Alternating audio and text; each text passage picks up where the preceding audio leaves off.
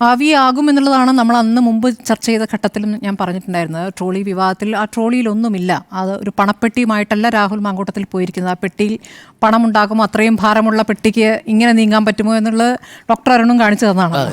അപ്പോൾ ആ പെട്ടി ഒരു സാധാരണ പെട്ടിയും തുണി കൊണ്ടുപോയ പെട്ടിയുമായിരുന്നു.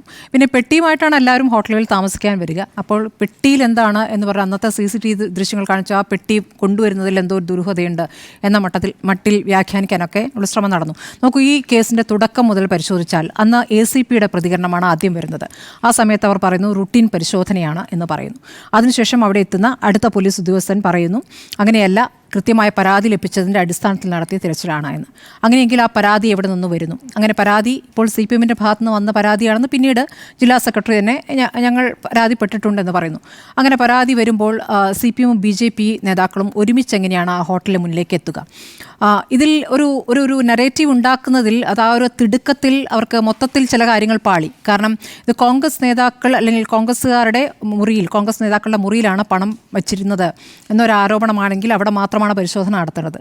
അപ്പോൾ അങ്ങനെയല്ല എന്ന് കാണിക്കുക, എല്ലായിടത്തും പരിശോധന എന്ന് കാണിക്കാനുള്ള ശ്രമമാണ് ആദ്യം നടത്തിയത്. അപ്പോഴെന്താണ്, ഷാനിമോൾ ഉസ്മാൻ്റെയും ബിന്ദു കൃഷ്ണയുടെയും റൂമുകൾ പരിശോധിക്കുന്നതിനൊപ്പം MV നികേഷ് കുമാറിൻ്റെ മുറിയും പരിശോധിച്ചു. MV നികേഷ് കുമാറിൻ്റെ പ്രതികരണം വന്നു, എൻ്റെ മുറിയും പരിശോധിച്ചല്ലോ, എനിക്കൊരു പ്രശ്നം ഉണ്ടായില്ലല്ലോ, പിന്നെ ഇവരെന്തിനാണ് പ്രശ്നം ഉണ്ടാക്കുന്നത്?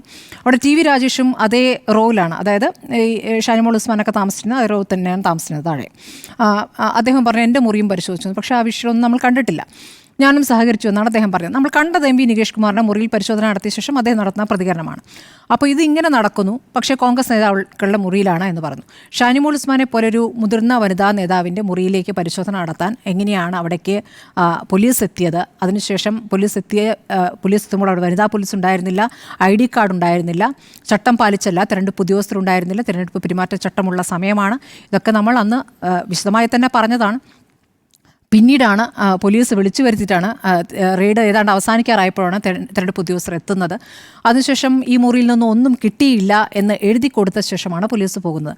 എന്നിട്ടും തീർന്നില്ല, ഇനിയും ദൃശ്യങ്ങളുണ്ട്. രാഹുൽ മാങ്കൂട്ടത്തിൽ അപ്പുറത്ത് പിന്നാമ്പുറത്ത് കൂടി ഒരു ഏണി വെച്ച് ഇറങ്ങിപ്പോയിട്ടുണ്ട് എന്നുള്ള ആരോപണം ഉന്നയിച്ചു. അങ്ങനെ ഒരു ഏണിയും ഇല്ല, പിന്നാമ്പുറവും ഇല്ല, ആ രൂപത്തിലില്ല, മുന്നിൽ കൂടിയാണ് പോയെന്നുള്ള ദൃശ്യങ്ങൾ വേറെ വന്നു.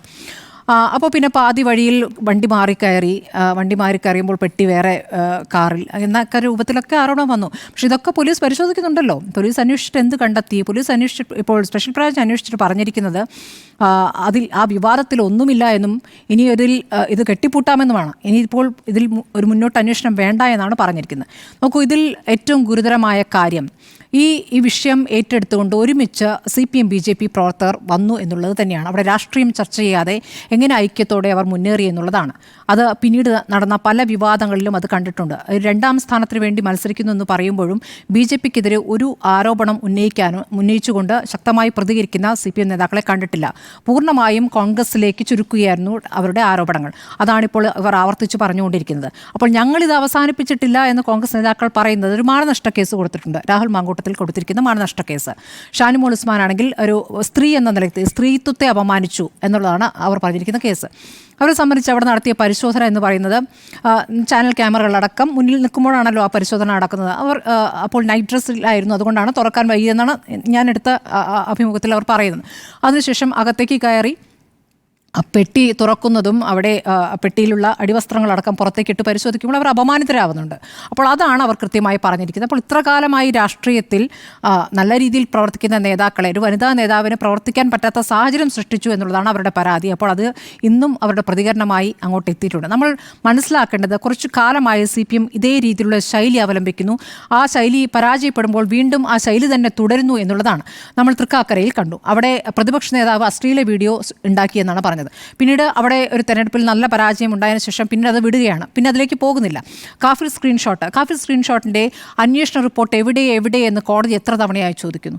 അന്ത്യശാസനം കഴിഞ്ഞ തവണ നൽകി, അപ്പോൾ റിപ്പോർട്ട് നൽകുന്നില്ല. അവിടെ ആദ്യം ആ പോസ്റ്റ് ഇട്ടിരിക്കുന്നത് ഒരു DYFI നേതാവ്, അവിടുത്തെ ഒരു അധ്യാപകനായിരുന്നല്ലോ. അപ്പോൾ അദ്ദേഹം എവിടെ നിന്നാണ് അത് കിട്ടിയതെന്ന് അദ്ദേഹത്തിൽ നിന്ന് അറിയാൻ പോലീസിന് ഇതുവരെ കഴിഞ്ഞിട്ടില്ലേ? ആ കാഫിർ സ്ക്രീൻഷോട്ടിൻ്റെ ഉറവിടം കണ്ടെത്താനായിട്ടില്ല എന്നാണ് ഇപ്പോഴും പോലീസ് പറയുന്നത്. അപ്പോൾ അതും അവിടെ വിട്ടു. അവിടെയും പരാജയം സംഭവിച്ചു, അവിടെ വിട്ടു. അപ്പോൾ പാലക്കാട് എത്തുമ്പോൾ അടുത്ത വിഷയത്തിലേക്ക് വരുന്നു. അപ്പോൾ പരാജയപ്പെടുന്ന തരത്തിലുള്ള വാദങ്ങൾ ഉന്നയിക്കുമ്പോൾ അത് ജനം പൂർണ്ണമായും തള്ളിക്കളയുമെന്ന് ബോധ്യമാകേണ്ടതുണ്ട്. രാഷ്ട്രീയം പറയുക, രാഷ്ട്രീയമായി നേരിടുക, രാഷ്ട്രീയമായ ആരോപണങ്ങൾ ഉന്നയിക്കുക, അങ്ങനെ വിജയിക്കുക എന്നുള്ളതാണ് യഥാർത്ഥത്തിൽ ഏറ്റവും നന്നായി ചെയ്യേണ്ടത്. CPM അതൊക്കെ ചെയ്തിരുന്നതാണ് ഒരു കാലം വരെ. പക്ഷേ തെരഞ്ഞെടുപ്പ് പരാജയങ്ങൾ ഉണ്ടായിട്ടും വീണ്ടും അതേ രൂപത്തിൽ അത് അപകടകരമായ രീതി തന്നെയാണ്.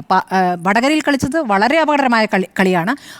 അതിൻ്റെ തുടർച്ചയായിട്ടാണ് SDP വോട്ട് കൊണ്ട് ജയിച്ചു എന്ന് ഇപ്പോൾ ആവർത്തിച്ച് പറഞ്ഞത്. SDP വോട്ട് കിട്ടിയിട്ടുണ്ട്, അതിലൊരു രഹസ്യമുള്ള കാര്യമല്ല.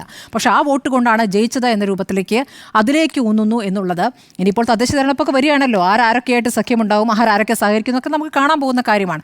അപ്പോൾ ഇതിൽ പൂർണ്ണമായും പൊളിഞ്ഞു പാളീസായിരിക്കുന്നു എന്നുള്ളതാണ്. പെട്ടി പൂട്ടുന്നത് മാത്രമല്ല, ഈ വിഷയത്തിൽ ഇപ്പോൾ നോക്കൂ, നമുക്ക് MP രാജേഷിൻ്റെ പ്രതികരണം നമ്മൾ കണ്ടു. MP രാജേഷിൻ്റെ പ്രതികരണം, ജില്ലാ സെക്രട്ടറിയുടെ പ്രതികരണം, ഇതിൽ നിന്നൊക്കെ വ്യത്യസ്തമായി NN കൃഷ്ണദാസ് പറഞ്ഞു, ആ പെട്ടിയൊക്കെ നിലപ്പെട്ടിയും മഞ്ഞപ്പെട്ടിയും വലിച്ചെറിയൂ, രാഷ്ട്രീയ വിഷയത്തിലേക്ക് വരൂ, നമുക്ക് വേറെ വിഷയങ്ങളുണ്ട് എന്ന് പറഞ്ഞിട്ടും ഞാൻ പറയുന്നതാണ് നിലപാട്, അതാണ് ഈ തെരഞ്ഞെടുപ്പിലെ ഏറ്റവും ഗൗരവത്തിലുള്ള വിഷയം ഈ പെട്ടി തന്നെയാണ് എന്ന് പറഞ്ഞത് പാർട്ടി സംസ്ഥാന സെക്രട്ടറിയാണ്.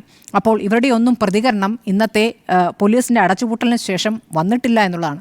വരുമായിരിക്കാം, ഏതോ ഒരു പ്രതികരണം മറ്റേ വന്നു തോന്നുന്നു. കാരണം പോലീസിന് കണ്ടെത്താനാകാത്ത സത്യം എന്ന രൂപത്തിൽ ചിലരെങ്കിലും പ്രതികരിക്കുന്നുണ്ട്. പക്ഷേ അത് ദുർബലമായ ഒരു വശത്തു നിന്ന് മാത്രം വന്ന പ്രതികരണമാണ്.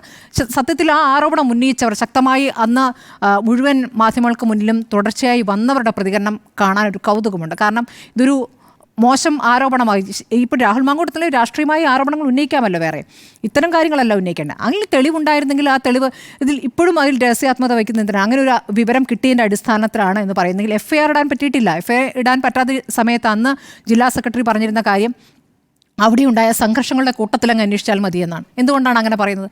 അവിടെ CCTV 22 CCTVകൾ പരിശോധിച്ചു, ഹാർഡ് ഡിസ്ക് പിടിച്ചെടുത്തു. ഇതൊക്കെ നമ്മൾ ആ ഹോട്ടലിലുള്ളപ്പോൾ തന്നെ നടക്കുന്ന കാര്യങ്ങളാണ്. ഇതൊക്കെ ചെയ്തു കഴിഞ്ഞ ശേഷം ഒരു തെളിവും കിട്ടുന്നില്ല എന്നേ. അതെ, അപ്പോൾ ആവിയായി എന്ന് തന്നെയാണ്. ആവിയായി.